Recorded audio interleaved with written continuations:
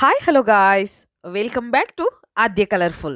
ನಾನು ಸುಮಾ. ಫ್ರೆಂಡ್ಸ್, ಇವತ್ತಿನ ವಿಡಿಯೋದಲ್ಲಿ ಒಂದು ಇನ್ಸ್ಟೆಂಟ್ ಬ್ರೇಕ್ಫಾಸ್ಟ್ ರೆಸಿಪಿನ ನಿಮ್ಮ ಜೊತೆ ಶೇರ್ ಮಾಡ್ಕೊಳ್ತಾ ಇದ್ದೀನಿ. ರವೆ, ಸೋಡಾ, ಮೊಸರು, ಈನೋ ಇಲ್ಲದೆ ನೀರಿನಲ್ಲಿ ಮಿಕ್ಸ್ ಮಾಡಿ ಕೇವಲ 5 ನಿಮಿಷದಲ್ಲಿ ಗರಿಗರಿಯಾದ ದೋಸೆನ ಖಂಡಿತವಾಗ್ಲೂ ತಯಾರಿಸ್ಬೋದು. ತುಂಬಾ ಈಸಿಯಾಗಿ ಮಾಡ್ಕೊಳ್ಳೋ ಅಂಥದ್ದು. ಇದಕ್ಕೆ ರವೆ ಕೂಡ ಉಪಯೋಗಿಸ್ತಾ ಇಲ್ಲ, ಮತ್ತು ಸೋಡಾ, ಮೊಸರು, ಈನೋ ಯಾವುದನ್ನು ಕೂಡ ಉಪಯೋಗಿಸ್ತಲೇ ಗರಿಗರಿಯಾಗಿರುವಂಥ ಇನ್ಸ್ಟೆಂಟ್ ದೋಸಾ ರೆಸಿಪಿನ ನಿಮ್ಮ ಜೊತೆ ಶೇರ್ ಮಾಡ್ಕೊಳ್ತಾ ಇದ್ದೀನಿ.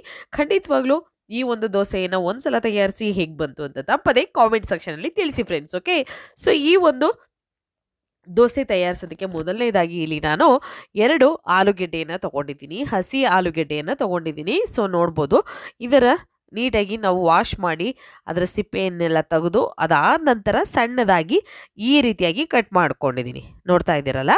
ಸೊ ಫ್ರೆಂಡ್ಸ್, ನೀವ್ಯಾರಾದ್ರೂ ಫಸ್ಟ್ ಟೈಮ್ ನನ್ನ ಚಾನಲ್ಗೆ ವಿಸಿಟ್ ಮಾಡಿದರೆ ಪ್ಲೀಸ್ ನನ್ನ ಚಾನಲ್ನ ಸಬ್ಸ್ಕ್ರೈಬ್ ಮಾಡ್ಕೊಳ್ಳಿ ಫ್ರೆಂಡ್ಸ್. ಹಾಗೆ ಲೈಕ್ ಮಾಡಿ ಮತ್ತು ಹೆಚ್ಚೆಚ್ಚು ಶೇರ್ ಮಾಡಿ. ಓಕೆ, ಸೊ ಇವಾಗ ನೋಡಿ, ಇಲ್ಲಿ 2 ಆಲೂಗೆಡ್ಡೆಯನ್ನು ನಾನು ಸಣ್ಣದಾಗಿ ಕಟ್ ಮಾಡಿ ಒಂದು ಮಿಕ್ಸಿ ಜಾರಿಗೆ ಹಾಕ್ಕೊಳ್ತಾ ಇದ್ದೀನಿ. ಸೊ ತುಂಬಾ ಈಸಿಯಾಗಿ ಟೇಸ್ಟಿಯಾಗಿ ಮಾಡ್ಕೊಳ್ಳುವಂಥ ಒಂದು ದೋಸೆ ರೆಸಿಪಿ. ಸೊ ಖಂಡಿತವಾಗ್ಲೂ ದೋಸೆ ಅಂದರೆ ಎಲ್ಲರಿಗೂ ಕೂಡ ತುಂಬಾ ಇಷ್ಟ ಆಗುವಂಥದ್ದು. ಸೊ ಇದಕ್ಕೆ ನಾನೀಗ ನೋಡಿ, ಆಲೂಗೆಡ್ಡೆ ಹಾಕಿದ ನಂತರ ಒಂದು 2 ಹಸಿರು ಮೆಣಸಿನ್ಕಾಯಿನ ಸಣ್ಣದಾಗಿ ಕಟ್ ಮಾಡಿಕೊಂಡು ಹಾಕ್ಕೊಂಡಿದ್ದೀನಿ, ಮೀಡಿಯಮ್ ಆಗಿ, ಅಂದರೆ ಜಾಸ್ತಿ ಸಣ್ಣ ಅಲ್ಲ. ಹಾಗೆ ಒಂದು ಅರ್ಧ ಸ್ಪೂನ್ ಆಗುವಷ್ಟು ಜೀರಿಗೆಯನ್ನು ಹಾಕ್ಕೊಳ್ಳೋಣ. ಜೀರಿಗೆ ಹಾಕಿದ ನಂತರ ಸ್ವಲ್ಪ ಕೊತ್ತಂಬರಿ ಸೊಪ್ಪನ್ನು ಹಾಕ್ಕೊಳ್ತಾ ಇದ್ದೀನಿ. ಇಷ್ಟನ್ನು ಹಾಕಿದ ನಂತರ ನಾವು ಇದಕ್ಕೆ ಬೇಕು ಅಂದರೆ ಸ್ವಲ್ಪ ನೀರನ್ನು ಹಾಕ್ಕೊಂಡು ನುಣ್ಣಗೆ ಇದನ್ನು ಗ್ರೈಂಡ್ ಮಾಡ್ಕೊಂಬರ್ಬೇಕಾಗುತ್ತೆ. ಸೊ ತುಂಬಾ ಈಸಿಯಾಗಿ ಮಾಡ್ಕೊಳ್ಳುವಂತಹ ಒಂದು ಬ್ರೇಕ್ಫಾಸ್ಟ್ ಅಥವಾ ಸಂಜೆಗೆ ಬೇಕು ಅಂದರೂ ಸ್ನ್ಯಾಕ್ಸಿಗೂ ಕೂಡ ಮಕ್ಕಳಿಗೆ ದಿಢೀರಾಗಿ ಮಾಡಿಕೊಡ್ಬೋದು. ದಿಢೀರ್ ಮಾಡುವಂಥ ಒಂದು ರುಚಿಯಾದ ದೋಸೆ ಇದು. ಸೊ ಖಂಡಿತವಾಗ್ಲೂ ತಯಾರಿಸಿ ಫ್ರೆಂಡ್ಸ್. ಓಕೆ, ಈಗ ರುಬ್ಬಿರುವಂಥ ಮಿಶ್ರಣ ನೋಡಿ, ಇಷ್ಟು ನುಣ್ಣಗಿದ್ರೆ ಸಾಕಾಗುತ್ತೆ. ರುಬ್ಬಿರೋ ಅಂಥದ್ದನ್ನು ಒಂದು ಮಿಕ್ಸಿಂಗ್ ಬೌಲಿಗೆ ಹಾಕ್ಕೊಳ್ತಾ ಇದ್ದೀನಿ. ಸೊ ಈ ಒಂದು ಸ್ವಲ್ಪ ದೊಡ್ಡ ಗಾತ್ರದಲ್ಲಿರುವಂಥ ಬೌಲ್ಗಳನ್ನು ತಗೊಳ್ಳಿ. ನಮಗೆ ನೀರಿನ ಪ್ರಮಾಣ ಜಾಸ್ತಿ ಬೇಕಾಗುತ್ತೆ. ಸೊ ಅದಕ್ಕೋಸ್ಕರ ನಾನು ಸ್ವಲ್ಪ ದೊಡ್ಡದಾಗಿರುವಂಥ ಒಂದು ಬೌಲನ್ನೇ ತೊಗೊಂಡಿದ್ದೀನಿ. ಇದಕ್ಕೆ 1 ಕಪ್ ಆಗುವಷ್ಟು ನೀರನ್ನು ಜಾರೆಲ್ಲ ತೊಳೆದು ನಾನು ಹಾಕ್ಕೊಂಡಿದ್ದೀನಿ. ಟೋಟಲಾಗಿ ನಮಗೆ ಎಷ್ಟು ಕಪ್ ನೀರು ಬೇಕಾಗುತ್ತೆ ಅನ್ನೋದನ್ನು ನಾನು ತಿಳಿಸೋದಕ್ಕೋಸ್ಕರ ನಿಮಗೆ ನೀಟಾಗಿ ಫಸ್ಟಿಂದಲೂ ನೀರು ಎಷ್ಟು ಹಾಕಿದ್ವಿ ಅನ್ನೋದನ್ನು ತಿಳಿಸ್ಕೊಡ್ತಾ ಇದ್ದೀನಿ ಫ್ರೆಂಡ್ಸ್. ಯಾಕೆ ಅಂದರೆ ಕೆಲವರು ಫಸ್ಟ್ ಟೈಮ್ ಮಾಡೋವಂಥವ್ರು ಇರ್ತೀರಾ, ಕೆಲವರು ಫಸ್ಟ್ ಟೈಮ್ ನನ್ನ ಚಾನಲ್ನ ನೋಡಿರೋ ಅಂಥವ್ರು ಇರ್ತೀರಾ. ಸೊ ಖಂಡಿತವಾಗ್ಲೂ ನೀವು ನೋಡಿ ಮಾಡಿದ್ರೆ ಪರ್ಫೆಕ್ಟಾಗಿ ಈ ಒಂದು ಅಡುಗೆ ಅಥವಾ ಈ ರೆಸಿಪಿ ನೀಟಾಗಿ ಬರಬೇಕು ಅನ್ನೋದು ನನ್ನ ಒಂದು ಅಭಿಪ್ರಾಯ. ಸೊ ಅದಕ್ಕೋಸ್ಕರ ನಾನು ಯಾವುದ ಇಂಗ್ರೀಡಿಯೆಂಟ್ಸ್ನ ಯಾವಾಗ ಎಷ್ಟು ಹಾಕಿದ್ದೀನಿ ಅನ್ನೋದನ್ನು ನಾನು ಕನ್ಫರ್ಮ್ ಆಗಿ ತಿಳಿಸೋದಕ್ಕೆ ಪ್ರಯತ್ನ ಪಡ್ತಾ ಇದ್ದೀನಿ. ಈಗ ನೋಡಿ, 1 ಕಪ್ ಆಗುವಷ್ಟು ಅಕ್ಕಿ ಹಿಟ್ಟನ್ನು ಹಾಕ್ಕೊಳ್ತಾ ಇದ್ದೀನಿ. ಅದೇ ಕಪ್ಪಿನ ಅಳತೆಯಲ್ಲಿ ನಾನು ನೀರನ್ನು ಹಾಕ್ಕೊಳ್ಳೋದು. ಸೊ ಅದಕ್ಕೋಸ್ಕರ ನೋಡಿಕೊಂಡು ನೀವು ಉಪಯೋಗಿಸಿ. 1 ಕಪ್ಪು ಅಕ್ಕಿ ಹಿಟ್ಟನ್ನು ಹಾಕ್ಕೊಂಡಿದ್ದೀನಿ. ಫಸ್ಟಿಗೆ ಈಗ 1 ಕಪ್ ನೀರನ್ನು ಕೂಡ ಆ್ಯಡ್ ಮಾಡಿಕೊಂಡು ಚೆನ್ನಾಗಿ ಇದನ್ನು ಮಿಕ್ಸ್ ಮಾಡ್ಕೊಳ್ತಾ ಇದ್ದೀನಿ. ಸ್ವಲ್ಪನೂ ಕೂಡ ಗಂಟಿರಬಾರ್ದು, ನಮಗೆ ಗಂಟೆ ಇರಬಾರ್ದು ದೋಸೆಗಳನ್ನು ಮಾಡಬೇಕಾದ್ರೆ. ಸೊ ಅದಕ್ಕೆ ನೀಟಾಗಿ ಮಿಕ್ಸ್ ಮಾಡ್ಕೊಳ್ಳಿ. ಜಾಸ್ತಿ ನೀರನ್ನು ಒಂದೇ ಸಲ ಹಾಕಿ ನೀವು ಹಿಟ್ಟನ್ನು ಹಾಕೋದ್ರಿಂದ ಏನಾಗುತ್ತೆ ಅಂದರೆ ಗಂಟುಗಳಾಗೋ ಚಾನ್ಸಸ್ ಇರುತ್ತೆ. ಅದು ಗಂಟು ಕ್ಲಿಯರ್ ಮಾಡೋದೇ ತುಂಬ ಟೈಮ್ ತೊಗೊಳುತ್ತೆ. ಅದಕ್ಕೋಸ್ಕರ ಸ್ವಲ್ಪ ನೀರಿರಬೇಕು. ಫಸ್ಟಿಗೆ 1 ಕಪ್ ಹಾಕ್ಕೊಂಡಿದ್ದೀನಿ, ಅದಕ್ಕೆ 1 ಕಪ್ ಆಗುವಷ್ಟು ಅಕ್ಕಿ ಹಿಟ್ಟನ್ನು ಹಾಕ್ಕೊಂಡಿದ್ದೀನಿ. ನೀರು ಅವಾಗ ನೀಟಾಗಿ ಅದನ್ನು ಮಿಕ್ಸ್ ಮಾಡಿ, ಸ್ವಲ್ಪನೂ ಗಂಟಿರಲ್ಲ. ಅದಾದ ನಂತರ ನೀರನ್ನು ಆ್ಯಡ್ ಮಾಡ್ಕೊಳ್ತಾ ಹೋಗೋಣ. ಈಗ 1 ಕಪ್ ಮತ್ತೊಂದು ಕಪ್ಪು ನೀರನ್ನು ಹಾಕ್ಕೊಂಡಿದ್ದೀನಿ. ಸೊ ಟೋಟಲಾಗಿ ಎಷ್ಟು ಕಪ್ ನೀರು ಬೇಕಾಗುತ್ತೆ ಅನ್ನೋದನ್ನು ಮುಂದೆ ತಿಳಿಸ್ತೀನಿ ನಾನು. ಈಗ 2 ಕಪ್ ನೀರು ಆಗಿದೆ. ಸೊ ಅದನ್ನು ಚೆನ್ನಾಗಿ ಮಿಕ್ಸ್ ಮಾಡ್ಕೊಂಡಿದ್ದೀನಿ. ಕೆಲವೊಂದು ವೆಜಿಟೇಬಲ್ಸ್ಗಳನ್ನು ಇದಕ್ಕೆ ನಾವು ಹಾಕ್ಕೊಳ್ಳೋಣ. ಈಗ ನಾನು ಇಲ್ಲಿ ಸಣ್ಣ ಗಾತ್ರದ 1 ಈರುಳ್ಳಿಯನ್ನು ಸಣ್ಣದಾಗಿ ಕಟ್ ಮಾಡಿ ಹಾಕ್ಕೊಂಡಿದ್ದೀನಿ. ಸೊ ಈರುಳ್ಳಿ ಎಲ್ಲ ಇದ್ದರೆ ತುಂಬ ಚೆನ್ನಾಗಿರುತ್ತೆ ದೋಸೆ. ಸೊ ಬೇಕು ಅಂದರೆ ಹಾಕ್ಕೊಳ್ಬೋದು ಅಥವಾ ಸ್ಕಿಪ್ ಮಾಡ್ಬೋದು. ಅದು ನಮಗೆ ಇಲ್ಲಿ ಇದು ಈರುಳ್ಳಿ ಬೇಡ ಅನ್ನೋದಾದರೆ. ಮತ್ತು ಕರಿಬೇವು ಸಣ್ಣದಾಗಿ ಕಟ್ ಮಾಡಿ ಹಾಕ್ಕೊಂಡಿದ್ದೀನಿ. ಸುಮಾರು 2ರಿಂದ 3 ಟೇಬಲ್ ಸ್ಪೂನ್ ಆಗುವಷ್ಟು ಕರಿಬೇವನ್ನು ಹಾಕ್ಕೊಂಡಿದ್ದೀನಿ. ಸಣ್ಣ ಗಾತ್ರದ 1 ಈರುಳ್ಳಿಯನ್ನು ಕೂಡ ಕಟ್ ಮಾಡಿ ಹಾಕ್ಕೊಂಡಿದ್ದೀನಿ. ಸೊ ಫ್ರೆಂಡ್ಸ್, ಇಲ್ಲಿ ನಿಮಗೆ ಕ್ಯಾರೆಟ್ ಬೇಕು ಅಂದರೆ ಕ್ಯಾರೆಟ್ ಕೂಡ ತುರಿದು, ಒಂದು ಮೀಡಿಯಮ್ ಸೈಜಲ್ಲಿರುವಂಥ ಕ್ಯಾರೆಟನ್ನು ತುರಿದು ಕೂಡ ಹಾಕ್ಕೊಳ್ಬೋದು. ರುಚಿಗೆ ತಕ್ಕಷ್ಟು ಉಪ್ಪನ್ನು ಕೂಡ ಹಾಕ್ಕೊಳ್ತಾ ಇದ್ದೀನಿ.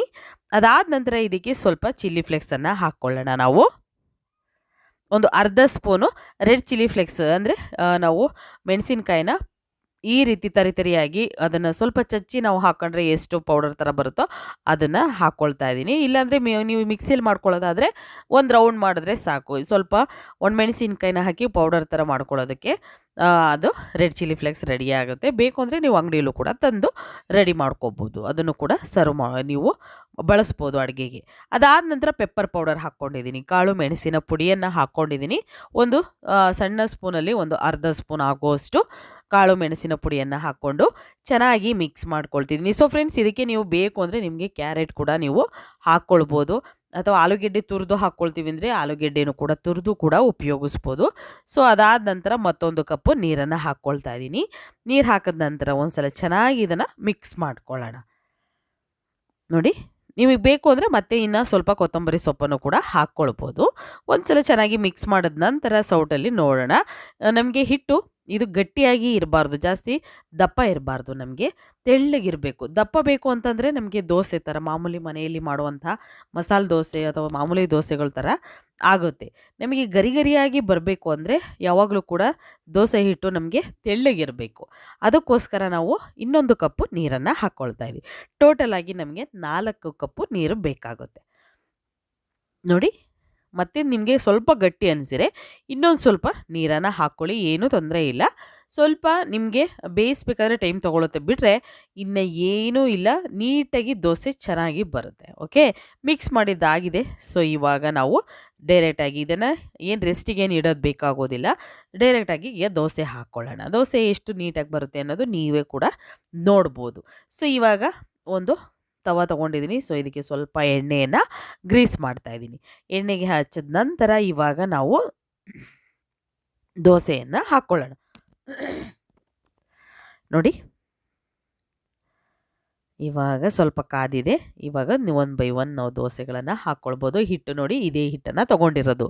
ಓಕೆ, ತುಂಬಾ ಈಸಿಯಾಗಿ ಇನ್ಸ್ಟೆಂಟಾಗಿ ಮಾಡುವಂಥ ಒಂದು ದೋಸೆ ರೆಸಿಪಿ. ಈ ದೋಸೆಗೆ ಬೇಕು ಅಂದರೆ ಚಟ್ನಿ ಕೂಡ ಬೇಡ, ಹಾಗೇ ತಿನ್ಬೋದು. ಏಕೆಂದರೆ ಮಕ್ಕಳಿಗೆ ತುಂಬಾ ಇಷ್ಟ ಆಗುತ್ತೆ, ಅದರಲ್ಲಿ ಖಾರ ಎಲ್ಲ ಇರುತ್ತೆ. ಸೊ ಬೇಕು ಅಂದರೆ ಇದರಲ್ಲಿ ಹಸಿರು ಮೆಣಸಿನ್ಕಾಯಿನ ನೀವು ಬೇಕು ಅಂದರೆ ಸ್ಕಿಪ್ ಕೂಡ ಮಾಡ್ಬೋದು, ಅಥವಾ ಸಣ್ಣದಾಗಿ ಕಟ್ ಮಾಡಿ ಹಾಕ್ಕೊಳ್ತೀವಿ ಅಂದರೆ ಖಂಡಿತ ಕಟ್ ಮಾಡಿ ಕೂಡ ಹಾಕ್ಕೊಳ್ಬೋದು ಫ್ರೆಂಡ್ಸ್. ಓಕೆ, ಈಗ ದೋಸೆಯನ್ನು ಹಾಕ್ಕೊಳ್ತಾ ಇದ್ದೀವಿ. ಸೊ ನೋಡ್ಬೋದು, ಇಷ್ಟು ನಮಗೆ ತೆಳ್ಳಗಿರಬೇಕು ಹಿಟ್ಟು, ಜಾಸ್ತಿ ಗಟ್ಟಿನೂ ಇರಬಾರ್ದು, ಹಾಗೆ ಜಾಸ್ತಿ ತೆಳ್ಳು ಕೂಡ ಇರಬಾರ್ದು. ಸೊ ಈಗ ಹೈ ಫ್ಲೇಮ್ ಮಾಡಿ 1 ಸೆಕೆಂಡ್ ಹೈ ಫ್ಲೇಮ್ ಮಾಡಿದ ನಂತರ ಪೂರ್ತಿಯಾಗಿ ಲೋ ಮಾಡಿ ನೀವು, ಅಥವಾ ಮೀಡಿಯಮ್ ಮಾಡಿ, ಎಲ್ಲ ಕಡೆನೂ ಕೂಡ ನಮಗೆ ಅದು ಸ್ಪ್ರೆಡ್ ಆಗೋ ಥರ ನೀಟಾಗಿ ನಾವು ಅದನ್ನು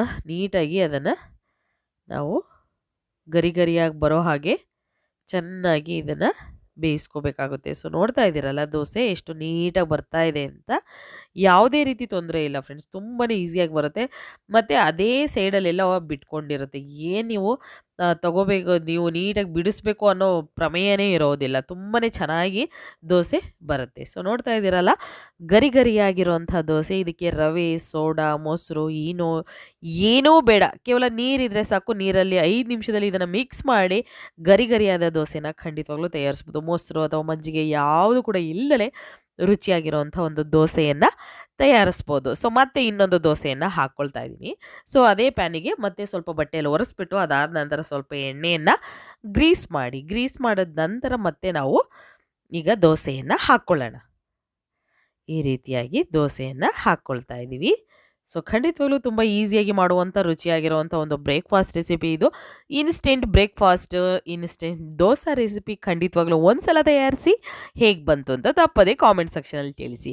ಇವತ್ತಿನ ವಿಡಿಯೋನ ಇಲ್ಲಿಗೆ ಮುಗಿಸ್ತಾ ಇದ್ದೀನಿ. ಮತ್ತೆ ಇನ್ನೊಂದು ಹೊಸ ವಿಡಿಯೋ ಜೊತೆ ಬರ್ತೀನಿ. ಅಲ್ಲಿವರೆಗೂ take care, bye, see you friends.